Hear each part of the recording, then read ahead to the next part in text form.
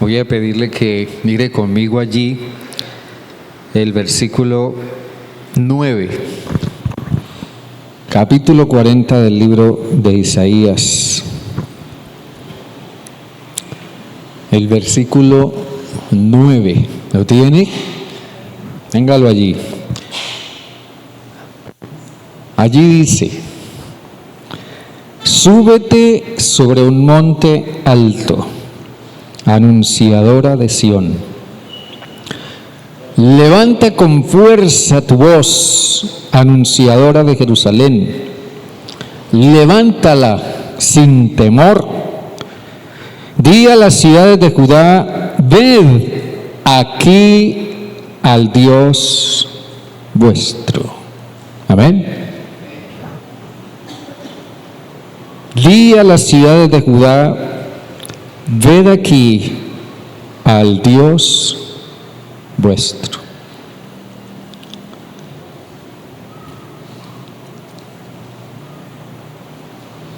Cuando Moisés logró, por el poder de Dios, llevar el pueblo de Israel a través del desierto, atravesar el mar por el camino que Dios les abrió, porque Dios es un Dios que siempre abre caminos, y llegar al lado opuesto, y todos vivos, después de haber sido perseguidos por un ejército armado hasta los dientes, inmensamente numeroso, contra un grupo de personas que huían de la esclavitud, desarmados, sin ninguna experiencia en la guerra, hombres, mujeres y niños. Después de que Moisés llegó a la orilla opuesta, y lo que alcanzó a ver fue como el mar cubría, sepultaba literalmente al ejército de Faraón. Entonces Moisés levantó un canto. Los cantos dicen mucho de lo que son nuestras experiencias en la vida. Entonces levantó un canto en compañía de su hermana María, un canto que decía: cantaré yo a Jehová, porque se ha cubierto de gloria. Ha echado en el mar al caballo y al jinete. Jehová es mi fortaleza y mi cántico. Ha sido mi salvación. Este es mi Dios, a quien yo alabaré, el Dios de mi Padre, a quien yo enalteceré. Amén. Eso es una referencia muy profunda, muy grande y muy alta de Dios. Eso es tener a Dios lo más que humanamente se puede hacer en toda la plenitud de su grandeza. Aunque nosotros no podamos comprender plenamente a Dios, pero sí podemos exaltar su grandeza. Es de lo que nos habla Moisés.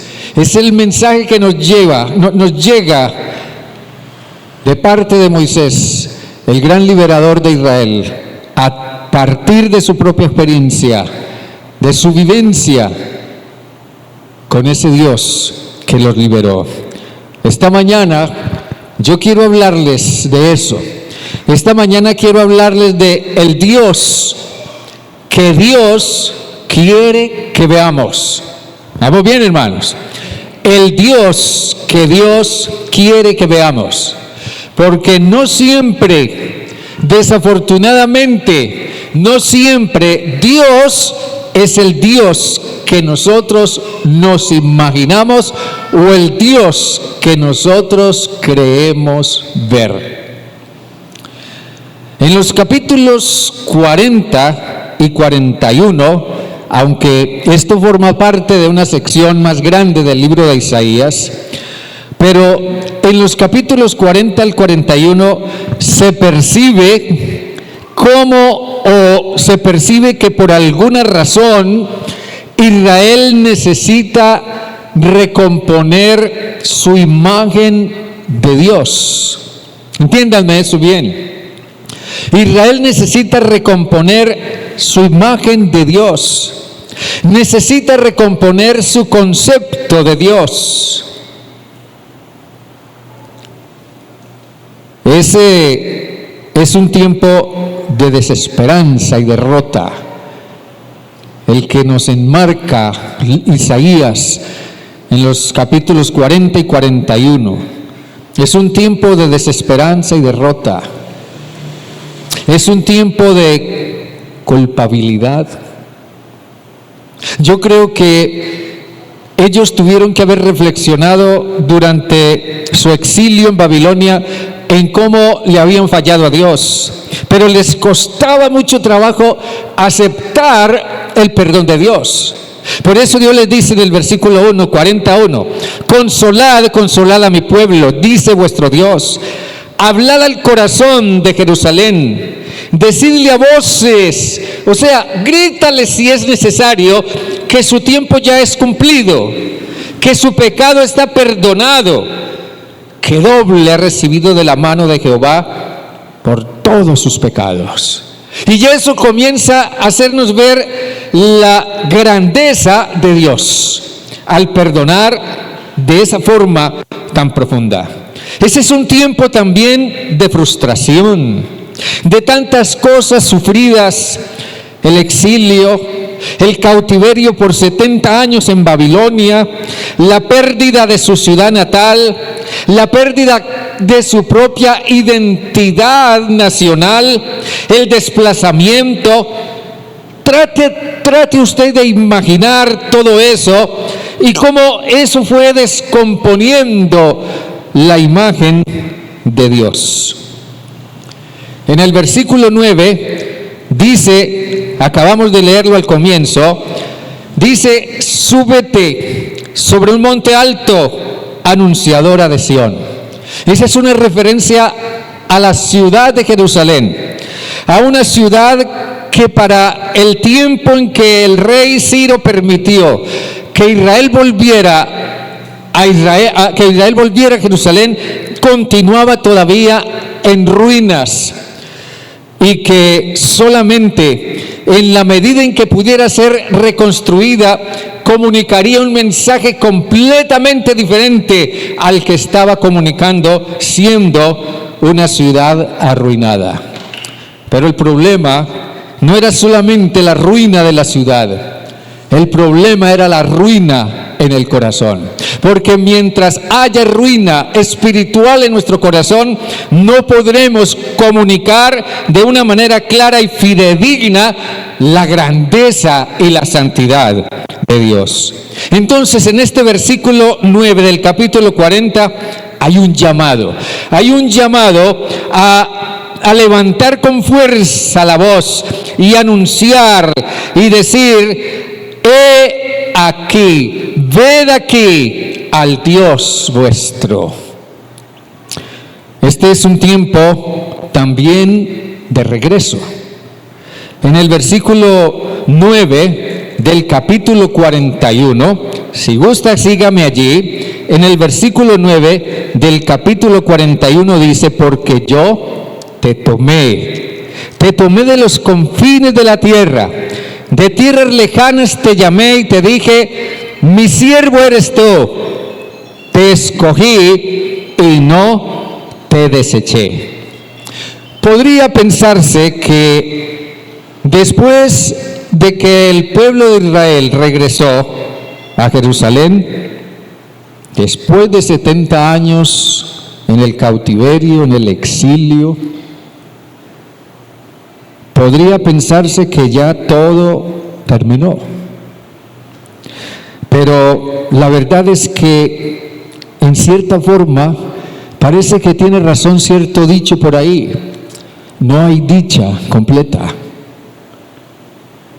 Porque ni aún así las cosas parecen ir bien. Sí, los judíos regresaron a Jerusalén. Al menos las generaciones que se levantaron en Babilonia regresaron a Jerusalén. Ellos no tenían ni la más mínima idea de en qué condiciones había quedado Jerusalén cuando los habitantes de ese momento salieron yendo cautivos a Babilonia. No, las nuevas generaciones, los que nacieron en Babilonia, los que se levantaron en Babilonia, no sabían cómo estaba Jerusalén, no tenían ni idea. Pero ellos fueron los que regresaron y encontraron que la ciudad que habían dejado 70 años atrás estaba en total ruina. Escúcheme esto bien. Tiene que haber sido muy grande la desilusión, tiene que haber sido muy grande el impacto ante lo que ellos esperaban encontrar, pero ver una cosa completamente diferente. Después de ese regreso, pasaron 16 años, 18 años, y el templo todavía continuaba en ruinas, los muros todavía continuaban sin reconstruirse. Tanto que Dios levantó al profeta Ageo y al profeta Zacarías para que hicieran un llamado a la gente a levantarse y reconstruir. En el capítulo 7 del libro de Ageo, en el versículo 8, el profeta hace un llamado supremamente importante. Él le dice al pueblo de Israel, miren lo que dice Ageo 7:8.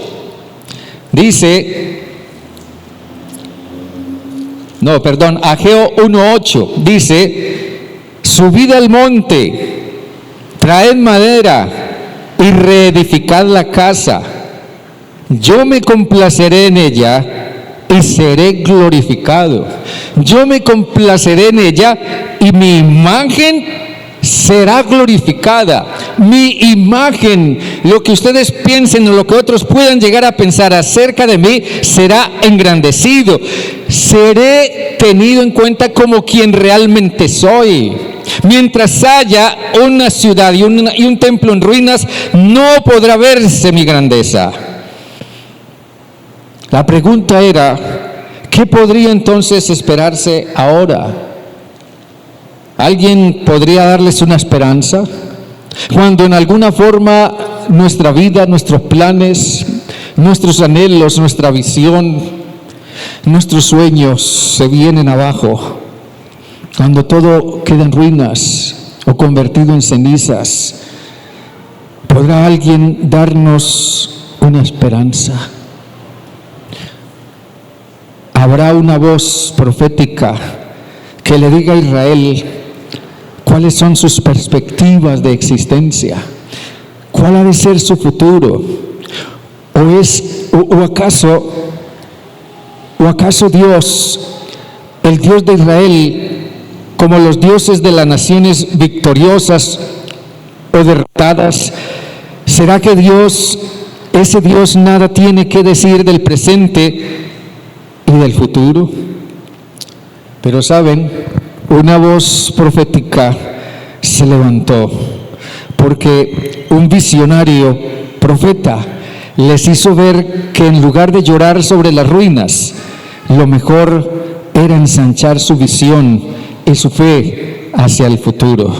Por eso, en el capítulo 54 de Isaías, en los versículos 1 al 3, Dios les dice: regocíjate, estéril, la que no daba luz, eleva una canción y da voces de júbilo, la que nunca estuvo de parto, porque más son los hijos de la desamparada que los de la casada, ha dicho Jehová. Ensancha el sitio de tu tienda, y las cortinas de tus habitaciones sean extendidas. No seas apocada, alarga tus cuerdas y refuerza tus estacas, porque te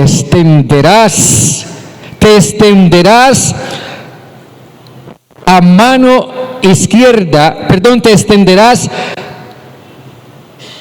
a la mano derecha y a la mano izquierda, y tu descendencia heredará naciones y habitará las ciudades asoladas. Parece que las circunstancias, los problemas, los traumas, nuestros propios miedos, nuestros propios fracasos, no sé, tantas cosas pueden influir en la idea o imagen que tengamos de Dios. Entonces, cuando eso pasa, nuestro corazón desesperado se inclina a asirse de alguna esperanza. Cuando se pierde de vista a Dios, el corazón humano tiende a asirse de alguna esperanza, de algo, de alguien que le dé esperanza. Los judíos salieron de Babilonia, bastante influidos por la idolatría siria. Y saben, ellos llegaron a pensar que los dioses asirios eran los que habían hecho a Asiria una gran potencia, una poderosa potencia. Y ellos pensaron que esos dioses también podrían ayudarlos a ellos. Ellos comenzaron a pensar que Dios de alguna manera se había olvidado, se había alejado o se había ausentado. Entonces comenzaron a recurrir a los dioses asirios, pensando que ellos los ayudarían. En el capítulo 40, volvemos al capítulo 41, en los versículos 6 y 7, miren lo que dice. Cada cual ayudó a su vecino y dice a su hermano: esfuérzate. El carpintero anima al platero y el que alisa con martillo al que bate en el yunque, diciendo: bien está la soldadura. Y luego lo afirman con clavos para que no se mueva. Esto es una referencia a la solución que ellos pensaron encontrar, para encontrar la ayuda que ellos pensaban que Dios no podía brindarles, recurriendo a fabricar ídolos a los que ellos pudieran venerar y adorar, y de los cuales pudieran recibir alguna ayuda espiritual. Todo eso es lo que ellos habían aprendido en Babilonia. Aquí se repite la historia de Éxodo capítulo 32, porque cuando el pueblo de Israel salió a través del desierto, entonces comenzaron a sentir el calor, comenzaron a sentir la dureza del desierto, la falta de agua, el cansancio y tantas otras cosas. Entonces comenzaron a clamar a Dios o a pedirle a Moisés que les ayudara en esa situación. Moisés se fue porque Dios lo llamó a lo alto del monte Sinaí porque necesitaba hablar con él. Pero la gente allá abajo llegó a pensar que Moisés los había abandonado y que si Moisés se había ido, también Dios se había ido con él y se había olvidado de ellos. Entonces le dijeron a Aarón, el hermano de Moisés: por favor, haznos dioses que vayan delante de nosotros, porque este Moisés se fue allá a lo alto del monte y no sabemos qué le pasó, porque ya han pasado muchos días y no volvió. Así que haznos dioses que vayan delante de nosotros y nos ayuden. Y bajo la guía de Aarón construyeron el famoso becerro de oro. Ellos, en lugar de confiar en la presencia espiritual de Dios, trataron de representarlo en un becerro de oro que pensaron les ayudaría y los protegería. ¿Se ha puesto usted a pensar en lo que es la idolatría?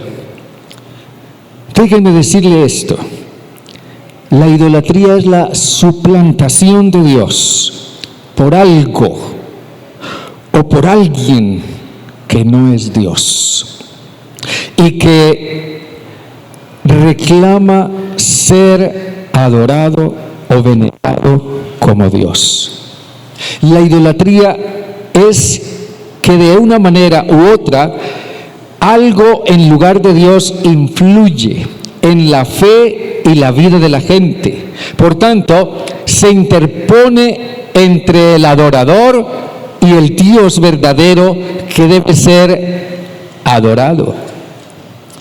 Hace mucho tiempo que la industrialización, la ciencia, la política, la religión y hoy en día las ideologías en general y muchas otras cosas han traído nuevos dioses que supuestamente están ofreciéndole a mucha gente una nueva esperanza en alguna manera. Están ofreciéndole a la gente un nuevo futuro, un futuro más promisorio, más luminoso. Nuevos dioses que van surgiendo. Y nosotros no siempre nos damos cuenta hasta dónde esos dioses que se han levantado a través de la historia y que se siguen levantando hoy, puedan estar en alguna forma hallando lugar en nuestro propio corazón o en nuestra propia manera de pensar, haciendo que la imagen que debemos tener de Dios se distorsione. Así que a la luz de todo eso, el mensaje de Isaías nos insta a considerar 3 aspectos esenciales.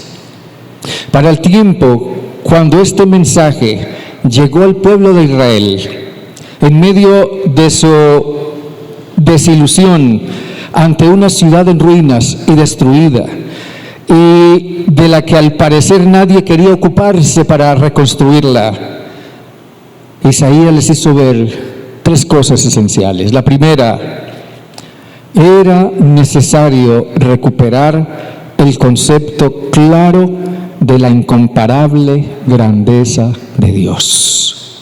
Era necesario recuperar el concepto claro de la incomparable grandeza de Dios. El ser humano tiende a tener una imagen negativa de Dios. En alguna forma, a veces se culpa a Dios de los males en el mundo. A veces se culpa a Dios de los males en mi propia vida. A veces se culpa a Dios de nuestros propios fracasos.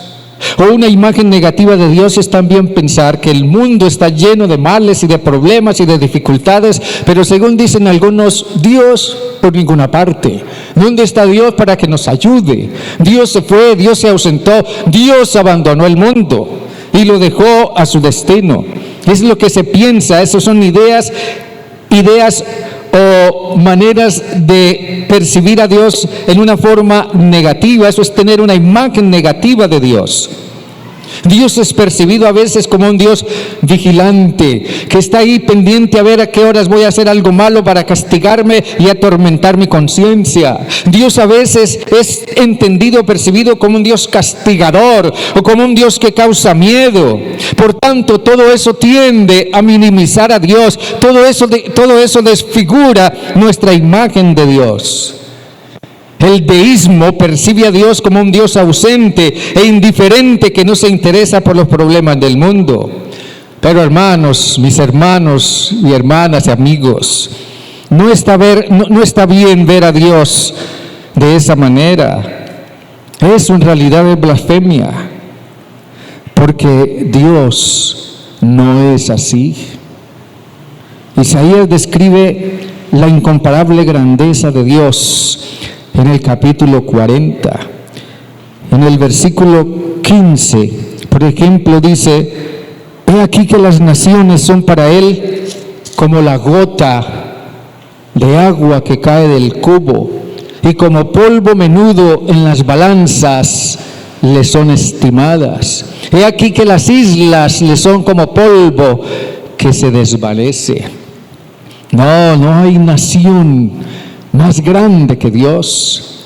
No hay nación que en medio de su tiranía, su ciencia, su política, su riqueza económica o su influencia cultural sea más grande que Dios. No hay ninguna nación que sea más grande que Dios.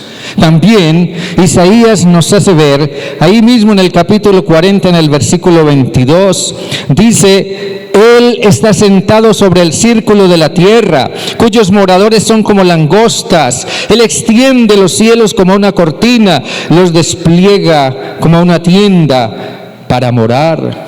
Dios es más grande que los cielos, más grande que la creación misma, que salió de sus manos, que salió de su propio poder creador.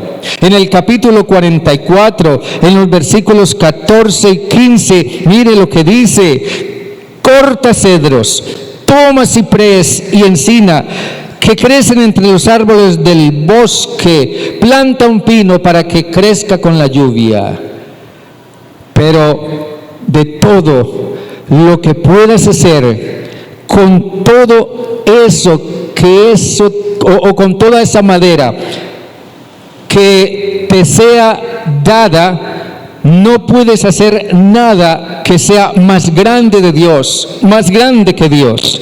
Dice aquí en el versículo 15, de una manera un tanto, diría yo, burlona, Dios le hace ver al pueblo de Israel que muchos tomaban esa madera para fabricar con ella ídolos o dioses que ellos se imaginaban y a los cuales adorar.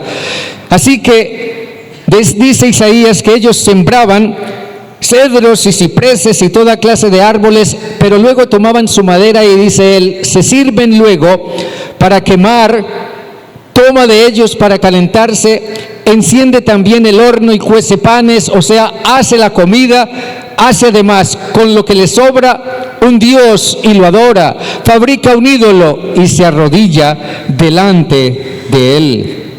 Todo eso tiende a mostrar lo que es la grandeza de Dios, con referencia a lo que el ser humano pueda imaginarse acerca de él. En el capítulo 45, en los versículos 12 al 18 dice, yo hice la tierra y creé sobre ella al ser humano. Mis manos desplegaron los cielos y pongo en orden todo su ejército. Dios es mostrado en su grandeza como Dios creador. Y en el capítulo 41, en el versículo 8 dice, pero tú Israel, siervo mío eres, tú Jacob, a quien yo escogí, descendencia de Abraham, mi amigo. Dios es un Dios de una providencia inmensamente grande para amarnos y encaminarnos a cada uno de nosotros. Pero la descripción más grande que se hace de Dios en el Antiguo Testamento es la que se nos narra cuando dice que Dios liberó al pueblo de Israel de la esclavitud en Egipto. Una liberación que llegó a representar proféticamente la gran liberación que vendría después por medio de la obra de Jesucristo en la cruz. Israel fue liberado de Egipto, de su esclavitud. Fue hecho una nación libre, aunque no siempre entendieron esa libertad y no siempre supieron ver la grandeza de Dios que les dio esa libertad. No siempre supieron comprender o percibir lo inmenso del poder de Dios al darles esa libertad. No siempre fueron agradecidos, no siempre supieron valorar la libertad que Dios les dio. Pero Dios estaba anunciándole al mundo, así como el pueblo de Israel fue liberado de Egipto y fue hecho libre, también Dios un día traerá la libertad total del alma, del corazón, de las consecuencias del pecado por medio de la obra de Jesucristo en la cruz. Piense usted en esto. A los desanimados judíos que sobrevivieron a la invasión babilónica, a los que regresaron a Jerusalén, esa visión excelsa, esa visión grandiosa de Dios, les servía como recordatorio de que Dios no había desaparecido, de que Dios no se había ido, de que Dios no los había abandonado ni los había rechazado, de que Dios estaba ahí presente. Era necesario recuperar el concepto claro de la incomparable grandeza de Dios, lo cual puede hacer que lo que ha sido derribado, lo que ha sido arruinado, lo que ha sido pisoteado, se levante de lo más bajo hasta alturas inimaginables. Nuestra vida caerá o se levantará dependiendo del Dios en el que creamos. Isaías percibe eso y trata de atraer la atención del pueblo hacia un Dios incomparablemente grande, misericordioso y sobre todo presente. Por tanto, miren ustedes, la reflexión de Isaías nos hace ver también que Dios se revela como el Dios que Él quiere que su pueblo vea. Dios se revela como el Dios que Él quiere que su pueblo vea. Mire el versículo 10 del capítulo 41. Allí dice: no temas, porque yo estoy contigo. No desmayes, porque yo soy tu Dios, que te esfuerzo. Siempre te ayudaré, siempre te sustentaré con la diestra de mi justicia. Yo creo que los tiempos agobiantes de la vida son la oportunidad para descubrir a ese Dios grande e incomparable. Ninguno de nosotros está libre de verse en medio de circunstancias inmanejables, de circunstancias que presionan, de tiempos de sufrimiento, de ansiedad, de tiempos de derrota o tiempos de desilusión. Ninguno de nosotros está libre de eso, pero esas son precisamente las oportunidades que Dios mismo nos brinda para que podamos descubrir la grandeza de su amor, de su gracia, de su poder, de su fidelidad, para que podamos descubrir a ese Dios grande e incomparable que se nos revela cuando de veras lo buscamos en medio de nuestras duras experiencias. El salmista decía en el Salmo 145, en el versículo 18 al 21, miren bien lo que decía el salmista, Salmo 145, versículos 18 al 21. Dice: cercano está Jehová a todos los que lo invocan, a todos los que lo invocan de veras. Cumplirá el deseo de los que lo temen, oirá a sí mismo el clamor de ellos y los salvará. Jehová guarda a todos los que lo aman, pero destruirá a todos los impíos. Así que Dios mismo nos trae una alentadora palabra acerca de cómo Él quiere que lo veamos. Dios no quiere que tú lo veas como el que causa tus problemas. Dios no quiere que tú lo veas como el que causa tus sufrimientos o como el que permite el mal en el mundo. Dios no quiere que tú lo veas como el que causa las injusticias o el que levanta tiranías y dictaduras en el mundo o el que hace que la gente viva en pobreza o en miseria. Dios no quiere que tú lo veas como el que frustra tus planes, tus sueños y tus desilusiones. Jesús dijo que Dios no es así. Jesús dijo que si nosotros le pedimos un pan, Él no nos dará una piedra. Que si nosotros le pedimos un huevo, Él no nos dará una serpiente. O que si le pedimos un pescado, Él no nos dará. Perdón, si le pedimos un huevo, no nos dará un escorpión. O si le pedimos un pescado, no nos dará una serpiente. Dios no quiere ser visto como el que echa a perder las mejores cosas en nuestra vida o el mejor tiempo en nuestra vida. Dios mismo nos muestra cómo Él quiere que lo veamos.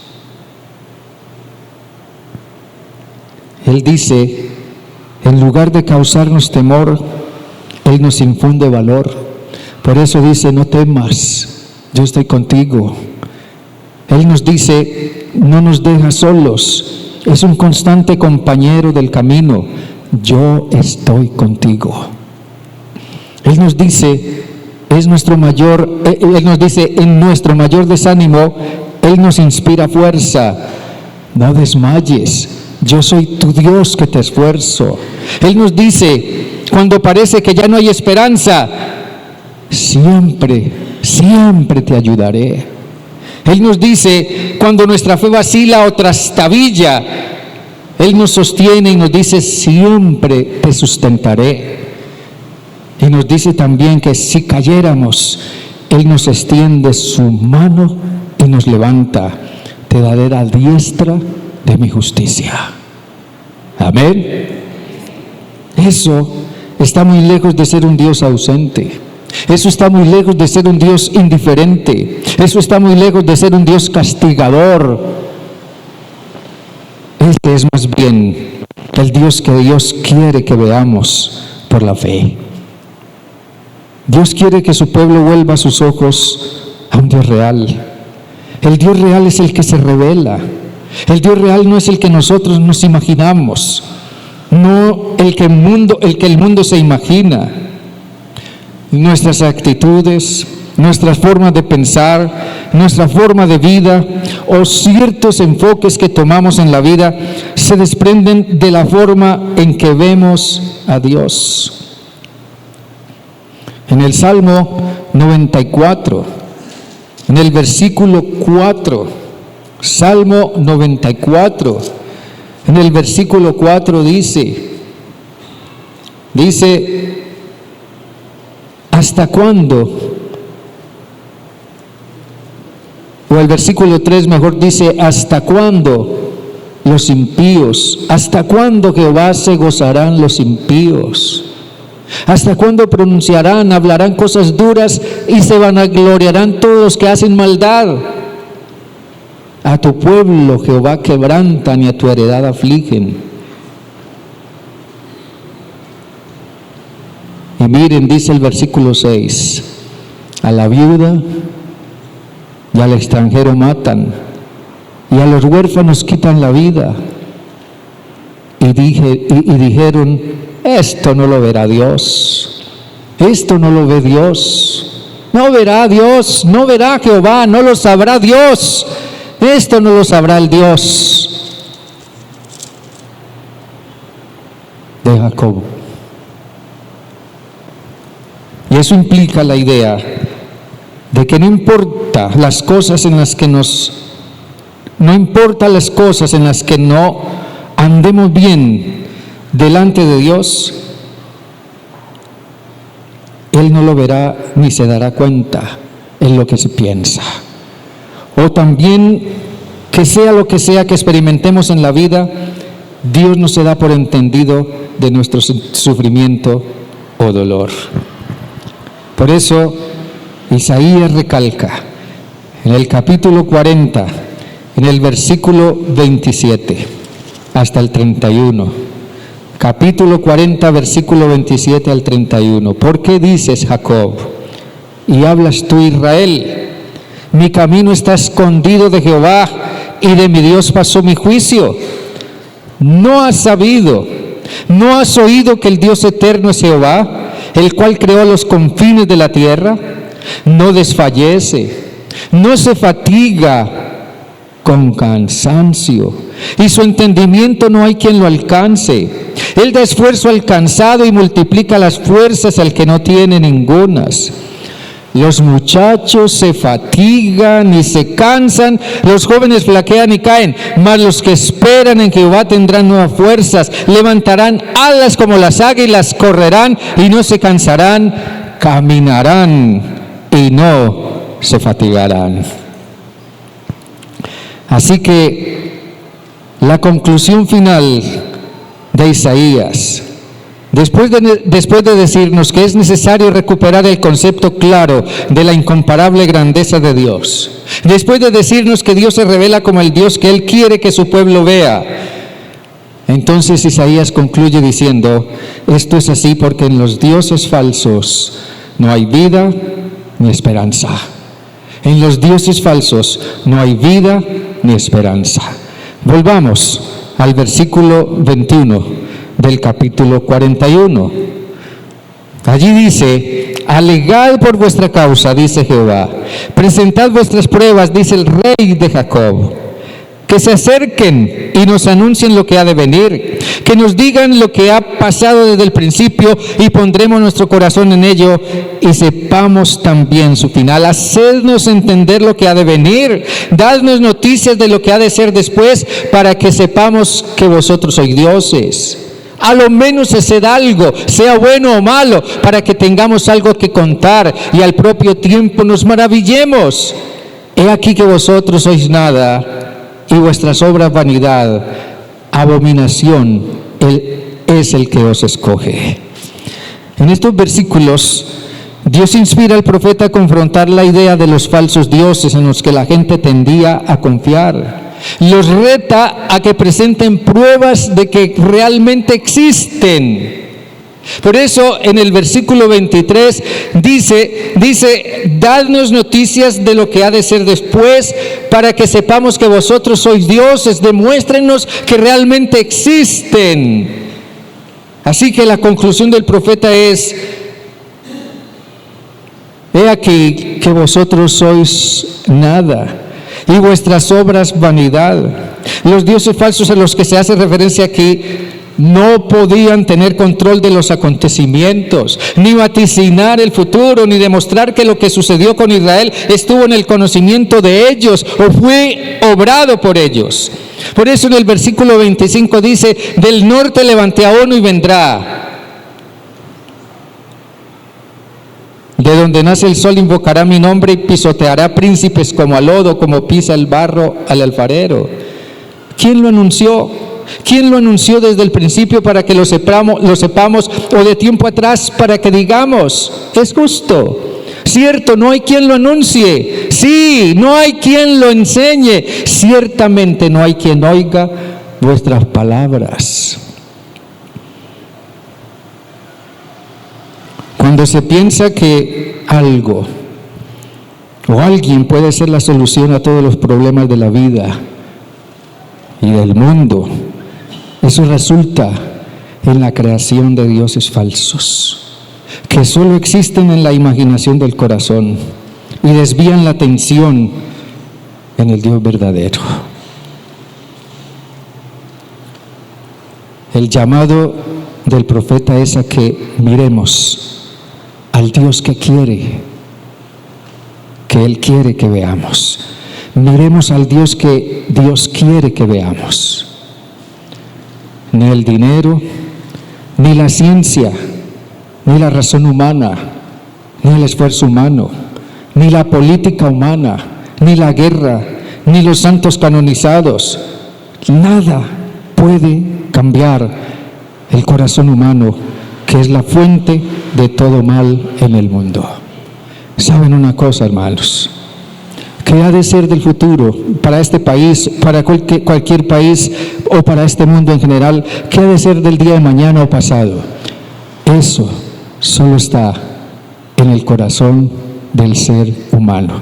Lo que haya de ser el futuro está en el corazón del ser humano y en lo que el ser humano le permita a Dios hacer en su corazón.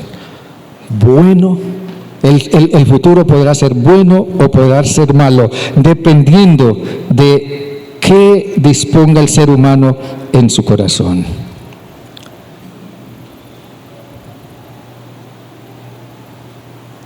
Jesús dijo un día algo sumamente concluyente. Dijo en el capítulo 15 de Mateo, en el versículo 18: pero lo que sale de la boca, del corazón sale, y esto contamina al hombre. Porque del corazón salen los malos pensamientos, los homicidios, los adulterios, las fornicaciones, los hurtos, los falsos testimonios, las blasfemias. Estas cosas son las que contaminan al hombre. Estas cosas son las que contaminan al hombre. Y todas esas cosas son dioses falsos que no pueden hacer lo que solo Dios puede hacer. Amén, hermanos. Termino con las palabras de Moisés en el capítulo 103 del libro de los Salmos. 103 del libro de los Salmos. Dios le dijo un día a Moisés: quiero que vayas a Egipto y liberes a mi pueblo. Y Moisés, dice la narración, había llegado al monte Horeb guiando sus rebaños, porque Moisés era pastor y llegó guiando sus rebaños. Allí estaba Moisés ocupado de sus rebaños. Sus rebaños eran su vida, su trabajo, su profesión, era con lo que se ganaba la vida, todo eso. Todo su tiempo estaba invertido en los rebaños, en cuidar y guiar rebaños. Pero un día Dios se puso entre sus rebaños y él. Dios se puso entre sus rebaños y él.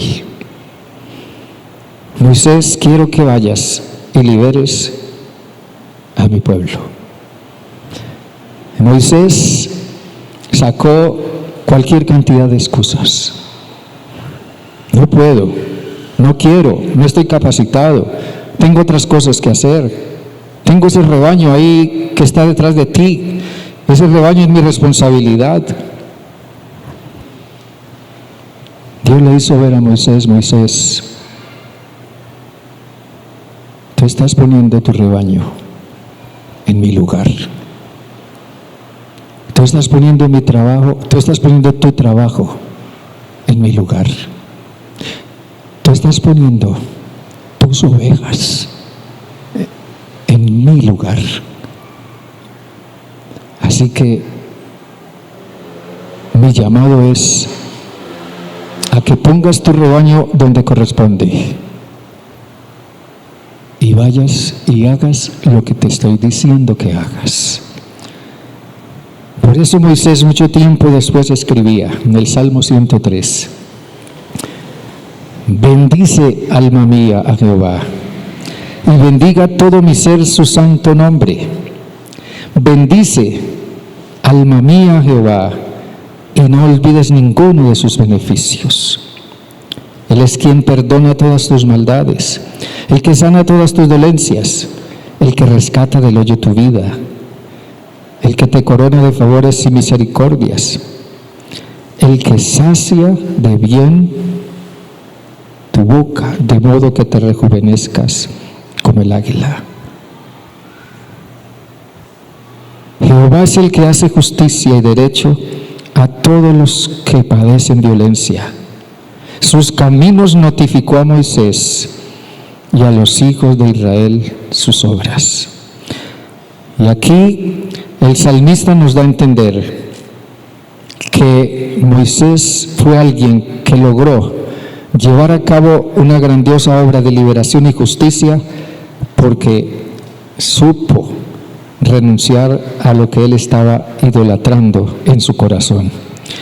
Moisés supo ver al Dios que Dios quería que él viera.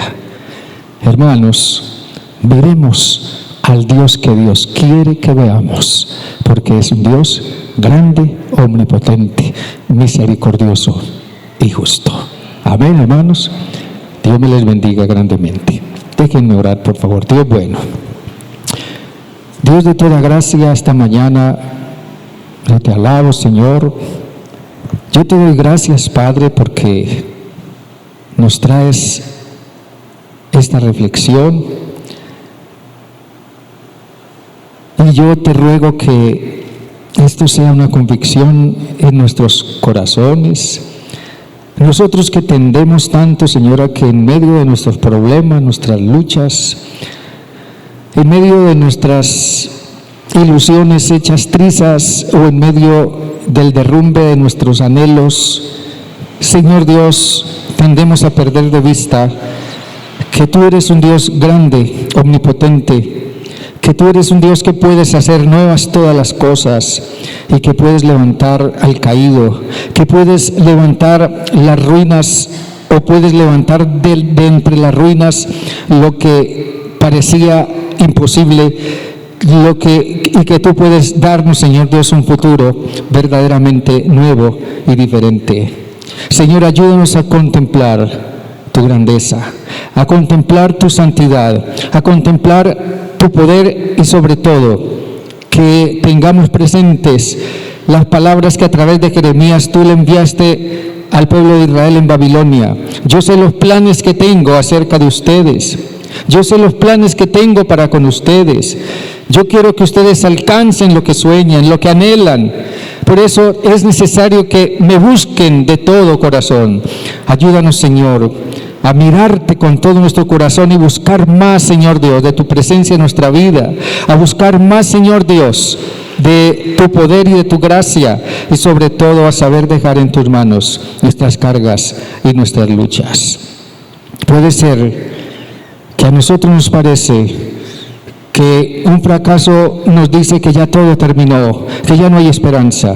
Pero gracias porque tú nos dices, no temas, porque yo soy contigo. Yo soy tu Dios que te esfuerzo.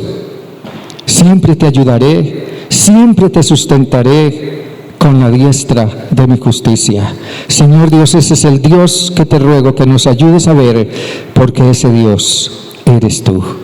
Gracias, Dios, por tu presencia y tu fidelidad para con nosotros, y ayúdanos, Padre, a bendecirte siempre desde lo más profundo de nuestro corazón, siempre reconociendo que no estamos solos, que tú estás con nosotros. Oramos, Padre, en el nombre de Jesús. Amén y amén y amén. Dios me les bendiga, mis hermanos. Amén. Amén.